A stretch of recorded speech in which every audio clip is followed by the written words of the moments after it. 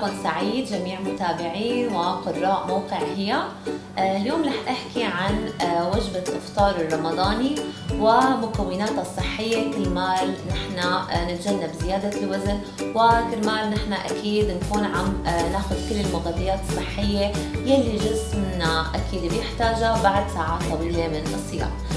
بالبداية حابة أقول الإفطار الرمضاني نحن لازم نبدأ وجبة الفطور بقطع حبات من الرطب، ممكن يكونوا 3 حبات من الرطب مع كوب من الماء اللي يجب أن يكون بدرجة حرارة الغرفة، ما يكون كتير بارد ولا يكون كتير طبعا ساخن، كرمال نحن ما نفاجئ المعدة طبعا مي باردة كتير تأذي جدار المعدة وبتسبب لنا مشاكل صحية. بعدين بعد ما ناخد التمر أو الرطب وكوب من الماء، ممكن ناخد كوب من العصير الطبيعي اللي غير مضاف له السكر.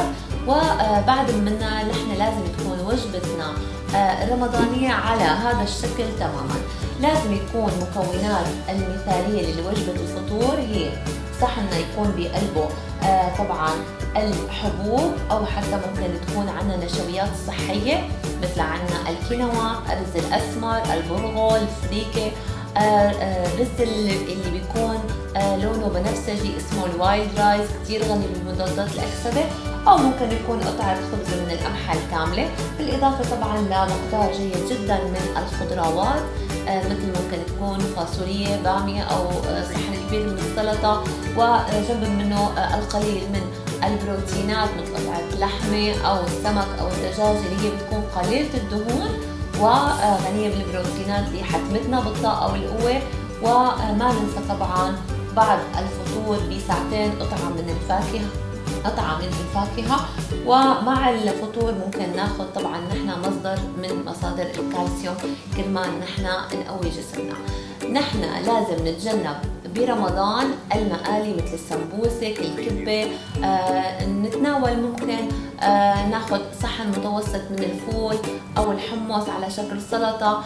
ما ننسى طبعا بعد التمر والماء نتناول كوب من الشوربة اللي بدها تكون غنية بالخضار، وممكن تكون تحضير البيت ما تكون شوربة جاهزة ولا تكون للظروف الجاهزة حتى ما يكون فيها كتير من الملح. لا، لازم نحن كمان تكون طبقنا معتدل، نتناول افطارنا على مرحلتين، ناخد التمر والماء والشوربة ونقوم نصلي، بنرجع ممكن نتناول باقي طبعا مكونات وجبة الفطور. حابة أقول لكم أنه لازم نخفف كتير من المقالي والزيوت بشهر رمضان الكريم حتى نتجنب مشاكل الهضمية من حرقة وخمول وتعب وكسل اللي بيصيبنا بعد الإفطار. وطبعا أهم شيء نحن وجبة الفطور نتناول الطعام ببطء، ما نسرع كتير بتناول الطعام. وشهر رمضان حولوه لشهر صحة وعافية، تجنبوا فيه المشاكل الصحية، ما ننوع كتير على السفرة الرمضانية كرمال ما نتناول طعام أكبر وبالتالي بصير عندنا مشاكل صحية كتير. ما تكتروا كتير من البهارات والمنكهات بالأكل، لأنه نحن بنكون منا أكلين ساعات طويلة.